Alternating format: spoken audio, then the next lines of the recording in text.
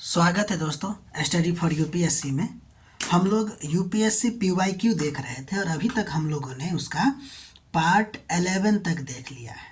ठीक है, अब हम लोग पीवाईक्यू पार्ट 12 देखेंगे। ठीक, देखिए इसका पहला क्वेश्चन है कि कांग्रेस पार्टी के रेडिकल विंग्स, ठीक है, जिसमें जवाहरलाल नेहरू एक मुख्य नेता थे, ने इंडिपेंडेंस फॉर इंडिया लीग की स्थापना की। पूछ रहा है किसके विरोध में किया था, तो नेहरू रिपोर्ट के विरोध में किया था। ठीक है, हम लोग जानते हैं कि नेहरू रिपोर्ट की जो है, नेहरू रिपोर्ट आपको 1928 में बनी थी। ठीक है, इस रिपोर्ट में हुआ ये था कि भारत के लिए ना डोमिनियन स्टेट की मांग की गई थी, यानी स्वायत्तता की मांग की गई थी, लेकिन पूर्ण स्वतंत्रता की नहीं। ठीक है, जबकि रेडिकल विंग ने चाह रहे थे कि भाई भारत को ना तुरंत स्वतंत्रता मिले, है ना, यानी कि वो पूर्ण स्वतंत्रता की मांग कर रहे थे। इसी वजह से नेहरू रिपोर्ट के विरोध में इंडिपेंडेंट फॉर इंडिया लीग की स्थापना आपको होती है 1928 में, जिसके मुख्य नेता के तौर पर अगर बात कीजिए तो जे.एल. नेहरू थे और सुभाष चंद्र बोस और अन्य नेता इसमें शामिल थे। ठीक, उम्मीद है समझ गए। अब हम लोग आगे बढ़ते हैं। दूसरा क्वेश्चन था कि किसके द्वारा कृषि आय कर यानी कि एग्रीकल्चर इनकम जो टैक्स है ना, वो राज्य सरकार को सौंपा गया। क्वेश्चन कह रहा है कि ये जो कृषि आय कर है ना, वो जो राज्य लगाती है, वो लगाने का अधिकार कौन दिया है इसको, तो इसका आंसर होगा भारत का संविधान। कोई और ऑप्शन में रहे तो उसको नहीं मारना, सिर्फ मारना भारत के संविधान के द्वारा राज्य को यह अधिकार दिया गया। ठीक है, देखते हैं इससे रिलेटेड कुछ बातें। देखिए भारत के संविधान में अनुच्छेद 246 और अनुच्छेद 270 के अनुसार कृषि आयकर जो है ना, वो राज्य को सौंपा गया। अब देखिए संविधान में ही लिखा हुआ है, तो किसके द्वारा दिया गया होगा यह अधिकार तो संविधान के द्वारा। इसे ध्यान दीजिएगा, इसे राज्य ही लगाता और राज्य ही वसूलता भी है। ठीक है, वित्त आयोग की अगर हम बात करें, ऑप्शन में आपको वित्त आयोग भी दिखेगा, तो वित्त आयोग का काम केवल होता है ना कि राजस्व वितरण को सिफारिश करना। ठीक है ना, ये नहीं बताना कि कौन कर लगाएगा, कौन कर नहीं लगाएगा।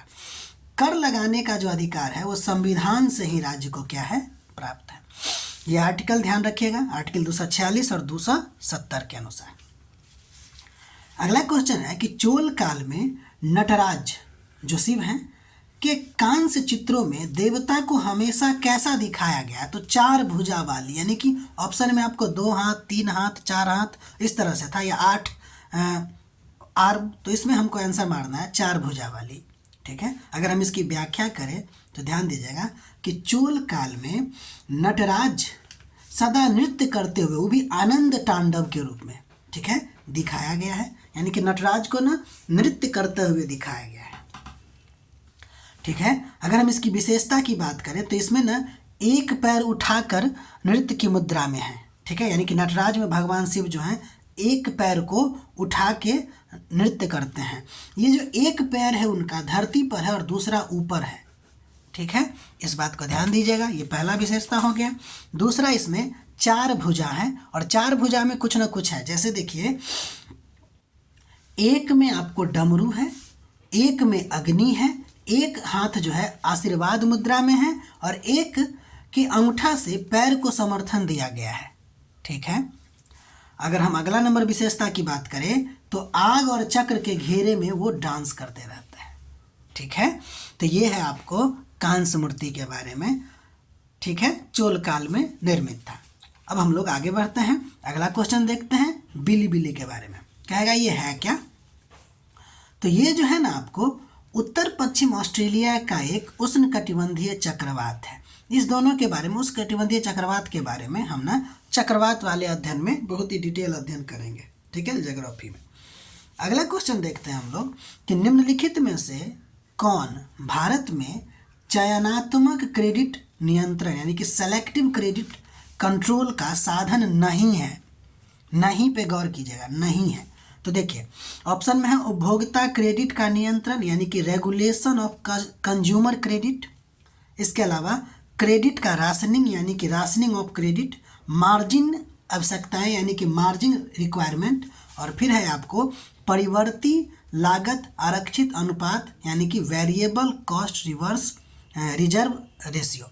तो इसके अकॉर्डिंग ऑप्शन में 1 2 3 जो है ना वो तो होगा, ये है आपको साधन, लेकिन ये नहीं है। ठीक है, एक्चुअली देखा जाए ना तो ये एक थ्योरेटिकल पोर्शन होता है जो भारत में इसका यूज ही नहीं होता है।